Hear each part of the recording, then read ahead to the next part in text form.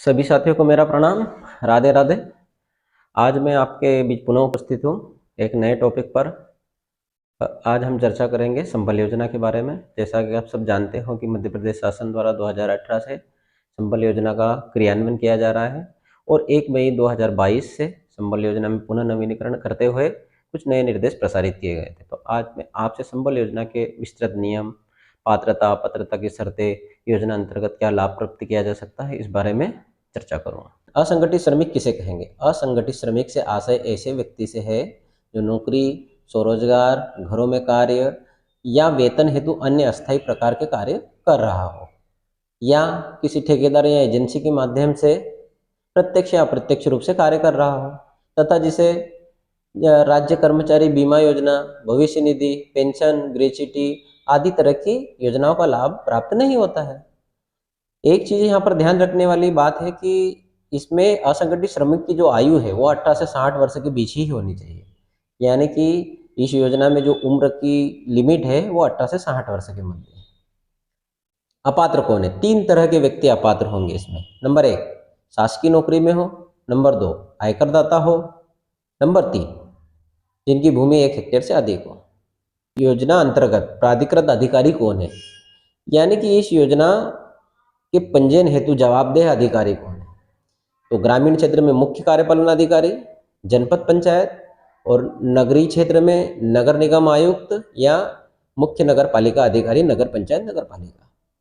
साथियों, अब हम संबल योजना अंतर्गत प्राप्त होने वाले लाभों के बारे में चर्चा करेंगे। संबल योजना अंतर्गत बहुत प्रकार से लाभ प्रदान किए जाते हैं। संबल योजना अंतर्गत शासन द्वारा कई प्रकार के लाभ प्रदान किए जाते हैं, जिनमें से अंत्येष्टि सहायता, अनुग्रह सहायता, प्रसूति सहायता, चिकित्सा सहायता, उन्नत उपकरणों के लिए अनुदान योजना, सरल बिजली बिल स्कीम आदि विभिन्न तरह के लाभ प्रदान किए जाते हैं।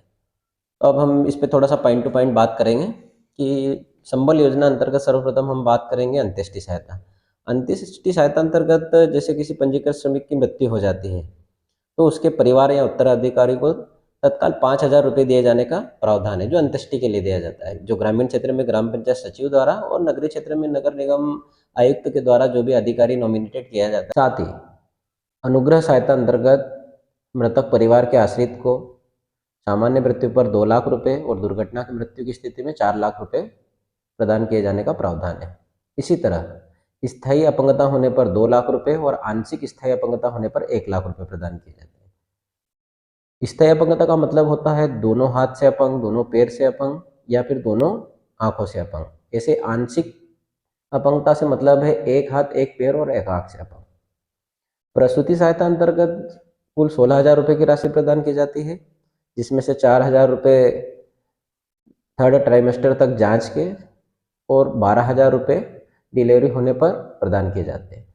यह 12,000 तभी प्रदान किए जाते हैं जबकि शासकीय अस्पताल में डिलीवरी हो, और प्रथम 2 संतानों तक ही ये 16,000 रुपये की राशि प्रदान की जाती है। इसी तरह उच्च शिक्षा में शैक्षणिक शुल्क में रियायत भी प्रदान की जाती है। जैसे आपके बच्चे IIT या नीट जैसी एग्जाम में पास होते हैं अच्छे रैंक से, तो उन्हें शासन के नियमानुसार शैक्षणिक शुल्क में रियायत प्रदान की गई है। चिकित्सा सहायता।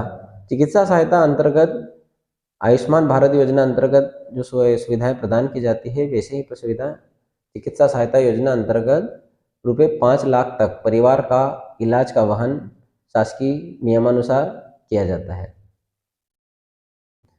सरल बिजली बिल स्कीम अंतर्गत उपभोक्ता को 200 रुपये तक ही बिजली का बिल प्रदान किया जाता है। इससे नीचे होने पर वास्तविक बिल उन्हें ही प्रदान करना होता है तथा उन्हें विद्युत कनेक्शन का भी कोई चार्ज नहीं लिया जाता है। इसी तरह जिस भी स्वरोजगार में व्यक्ति है उन्हें उनके उपकरणों के क्रय हेतु अधिकतम 5,000 रुपये तक का अनुदान प्रदान किया जाता है।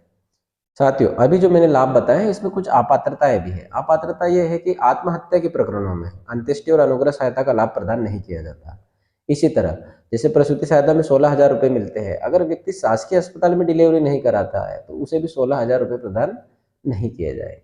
60 साल से ऊपर वाले व्यक्ति को किसी भी तरह योजना का लाभ प्रदान नहीं किया जाता। ये संबल ही नहीं है, और भी सभी तरह की स्कीम के लिए लागू है। 60 साल से ऊपर सिर्फ वृद्धावस्था पेंशन प्रदान की जाती है। अगर घर परिवार का मुखिया 60 साल से ऊपर की आयु में शांत होता है तो उसे किसी तरह का लाभ प्रदान नहीं किया जाता। योजना का पंजीयन कैसे होगा? संबल योजना अंतर्गत अगर आप पंजीयन करवाना चाहते हैं तो आप अपने नज़दीकी कियोस्क और एमपी ऑनलाइन सेंटर पर जाकर पंजीयन करा सकते हैं। साथ में आपको कुछ डॉक्यूमेंट ले जाना पड़ेगा। डॉक्यूमेंट में आप आधार कार्ड, समग्र ID, mobile number, email ID तथा अपनी बैंक पासबुक साथ में लेकर जावे।